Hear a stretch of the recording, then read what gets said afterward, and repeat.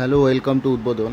আজকে এই ভিডিওতে আমরা একটা সিরিজ চালাচ্ছিলাম মডার্ন ইন্ডিয়ান হিস্ট্রি, তো সেটারই আজকে একটা পার্ট আমাদের মোটামুটি হয়ে গেছিলো হচ্ছে 1708 অবধি। তো 1708-এর পর কী কী আমাদের দেশে মানে হয়েছিল, কিছু গুরুত্বপূর্ণ জিনিসপত্র, তো সেইগুলো নিয়ে আজকের আমাদের কাজ কারবার। ঠিক আছে, তো দেখো 1708-এর পর একটা ভালো দিন হচ্ছে 1717, বা ভালো বছর হচ্ছে 1717। এখান থেকে ভালো প্রশ্ন আসে, এইখান থেকে আসে ফারুকশিয়ার ফরমান। 1717 সালে কী হয়েছিল? ফারুকশিয়ারের ফরমান, ফারুকশিয়ার ফরমান।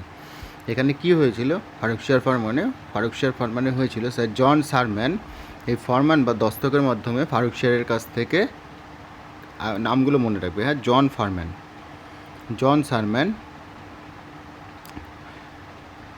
একটা দস্তকের মাধ্যমে ফারুকশিয়ারের কাছ থেকে বার্ষিক মাত্র কত টাকার বিনিময়ে? 3000 টাকার বিনিময়ে, বার্ষিক মাত্র 3000 টাকার বিনিময়ে বাংলা, বিহার আর উড়িষ্যা, বাংলা, বিহার এবং উড়িষ্যায় বিনা শুল্কে, মানে কোনো ট্যাক্স, নো ট্যাক্স, বিনা শুল্কে, ট্যাক্স নো, ঠিক আছে, বিনা শুল্কে বাণিজ্য করার অনুমতি পায়। ঠিক আছে, এবং সেই সময় বাংলার নবাব বা বাংলার গভর্নর ছিলেন মুর্শিদ কুলি খাঁ। সেই সময় বাংলার নবাব কে ছিলেন? এ তো ফারুকশিয়ার ছিলেন তোমার মুঘল সম্রাট, আর বাংলায় ছিল, বাংলার নবাব ছিল কে? মুর্শিদ কুলি খাঁ, যার নাম অনুসারে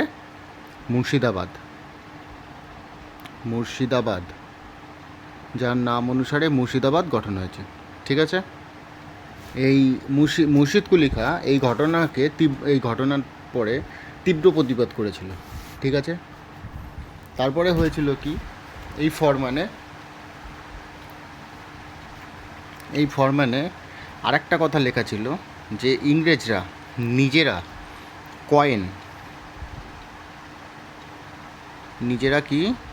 নিজেদের জায়গায় যেখানে থাকবে সেইখানে নিজেরাই নিজেদের কয়েন তৈরি করার অনুমতি পায় বা অধিকার পায়। ঠিক আছে, আর আরেকটা কি হয়েছিল সেটা হচ্ছে দস্তক ইস্যু করার অনুমতি পায়, বা রয়্যাল দস্তক অনুমতি করার অধিকার পায়। ঠিক আছে, আর এই যে তিনটে ঘটনাকে টোটাল বলা হয় ইস্ট ইন্ডিয়া কোম্পানির ম্যাগনা কার্টা। ঠিক আছে, ম্যাগনা কার্টা বা অধিকারের মহাসনদ বলা হয়। বোঝা গেল? এরপরে হচ্ছে এই 1717-তেই বাংলায় কী হচ্ছে? এই 1717-তেই বাংলায় হচ্ছে কি? বাংলার গভর্নর হচ্ছে মুর্শিদ কুলি খাঁ। বাংলার গভর্নরকে মুর্শিদ কুলি খাঁ দস্তকের বিরোধিতা করেন। এই মুর্শিদ কুলি খাঁ কোন বংশের ছিলেন? ইনি ছিলেন নাসারি ডাইনেস্টির। ঠিক আছে, আর ইনি 1717 সালে তো বাংলার গভর্নর হিসেবে নিযুক্ত হয়েই ছিলেন, এবং 1719 সালে ইনি উড়িষ্যার গভর্নর হিসেবেও নিযুক্ত হন। বোঝা গেল? মুর্শিদ কুলি খাঁর পর কে আসে বাংলায়? মুর্শিদ কুলি খাঁর পর আসে সরফরাজ খাঁ। ইনি কত সাল পর্যন্ত করেন? 1727 থেকে 1731। বোঝা গেল? তাহলে মুর্শিদ কুলি খাঁ 1717 থেকে কত হবে? 1717 থেকে 1727। ঠিক আছে, এই সরফরাজ খাঁর পর আসেন সুজাউদ্দিন মোহাম্মদ খাঁ। ইনি কত সাল থেকে? ইনি 1731 থেকে 1739 সাল পর্যন্ত বাংলার ছিলেন। এরপর কে আসেন? সুজাউদ্দিনের পর এসেছিল সরফরাজ খাঁ। ইনি 1739। ঠিক আছে, আর এই সরফরাজ খাঁর পর আসেন আলিবর্দী খাঁ। এই আলিবর্দী খাঁ 1740 থেকে 1756 সাল পর্যন্ত ছিলেন। আর এই আলিবর্দী খাঁ কোন ডাইনেস্টির ছিলেন? ইনি ছিলেন আফসার আফসার ডাইনাস্টির। ঠিক আছে, এই আলীবর্দী খাঁর পরে এসেছিলেন সিরাজউদ্দৌলা। সিরাজউদ্দৌলা 1756 থেকে 1757। ঠিক আছে, তা এই আলীবর্দী খাঁর 3টে মেয়ে ছিল। এই সিরাজউদ্দৌলা কিন্তু আলীবর্দী খাঁর হচ্ছে নাতি। সিরাজউদ্দৌলা আমাদের যে বাংলার যে সিরাজ, আলীবর্দী খাঁর হচ্ছে নাতি। ঠিক আছে, আলীবর্দী খাঁর নাতি ছিল সে। বোঝা গেল? মানে তার তিনটে মেয়ে ছিল, সেই 3টে মেয়ের মধ্যে একজনের ছেলে হচ্ছে তোমার এই সিরাজউদ্দৌলা। ঠিক আছে, এরপরে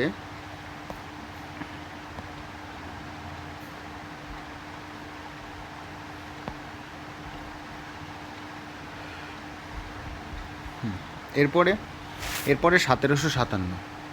এরপরে কত? 1756 সাল। 1756 সালে কী হয়? আলীবর্দী খাঁ 21 এপ্রিল মারা যান। আলীবর্দী খাঁ 21 এপ্রিল কী হয়? মারা যান। এরপর বাংলার গভর্নর হয় কে? সিরাজউদ্দৌলা। কত সালে? কোন ডেটে? 20 জুন। 20 জুন। ঠিক আছে, বাংলার নবাব হন। আর 20 জুন এই দিনটাতে কী করেছিল? সিরাজউদ্দৌলা কলকাতা আক্রমণ করেন। কলকাতা, তখন তো নাম কলকাতা ছিল না, তখন নাম ছিল হচ্ছে আলীনগর। ঠিক আছে, মানে Fort William Sirajuddaula Fort William দখল করেন এবং কলকাতার যে নামটা ছিল সেই নাম পরিবর্তন করে তিনি নাম রাখেন হচ্ছে আলীনগর। আর এই আলীনগরের একজন শাসনকর্তা কাকে বানায়? আলীনগরের শাসনকর্তা বানায় মানিকচাঁদকে। ঠিক আছে, 1757 সাল 2 জানুয়ারি, ভালো করে বুঝবে, 1757 সাল 2 জানুয়ারি আলীনগরের সন্ধি হয়। কার মধ্যে? আলীনগরের সন্ধি কার মধ্যে? সিরাজউদ্দৌলা আর ইংরেজদের মধ্যে। ঠিক আছে, কত 2 জানুয়ারিতে হয়েছিল। আর মার্চ মাসে ইংরেজরা ফরাসিদের থেকে চন্দননগর দখল করেন 1757 সালে। ঠিক আছে, 1757 সালে ইংরেজরা ফরাসিদের থেকে চন্দননগর দখল করেন, যেটা 1690 সালে ফরাসিরা চন্দননগরে উপনিবেশ স্থাপন করেছিল, সেইটা ইংরেজরা দখল করে নিয়েছিল। ঠিক আছে, আর কি হয়েছিল? 23 জুন হয়েছিল পলাশির যুদ্ধ। 1757 সালের 23 জুন, ডেটটা ইম্পর্টেন্ট। পলাশির যুদ্ধ হয়েছিল, পলাশির যুদ্ধ। ঠিক আছে, বোঝা গেল? আর এই পলাশির যুদ্ধের পরে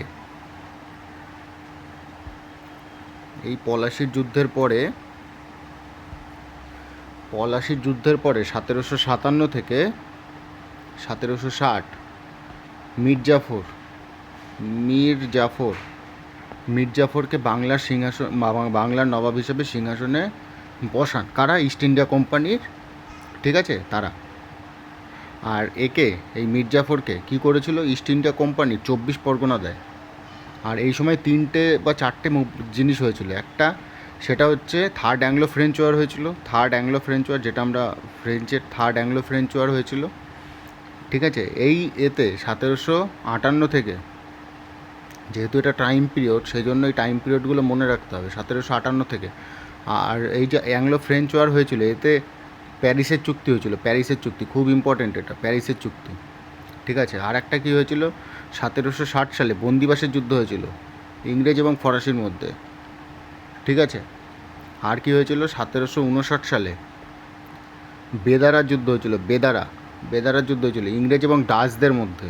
এটা ইংরেজ আর ফরাসিদের মধ্যে কী হয়েছিল? বন্দিবাসের যুদ্ধ হয়েছিল, বন্দিবাস। আর এখানে বেদারার যুদ্ধ হয়েছিল ইংরেজ আর ডাচদের মধ্যে। ঠিক আছে, আর এই 1759 সালে কী হয়েছিল? নীল বিদ্রোহ হয়েছিল। নীল বিদ্রোহ হয়েছিল। ঠিক আছে, যে দীনবন্ধু মিত্র আছে সেই নীল বিদ্রোহ নিয়ে তারপর লিখবে কিছু।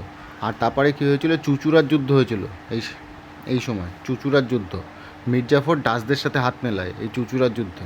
বোঝা গেল? তো এই রকম করে 1760 থেকে শুরু করে এরপরে পুরো টাইমলাইন অবধি চলবে। যদি ভিডিওটা একটু ভালো লাগে তাহলে বন্ধুদের সাথে অবশ্যই শেয়ার করো।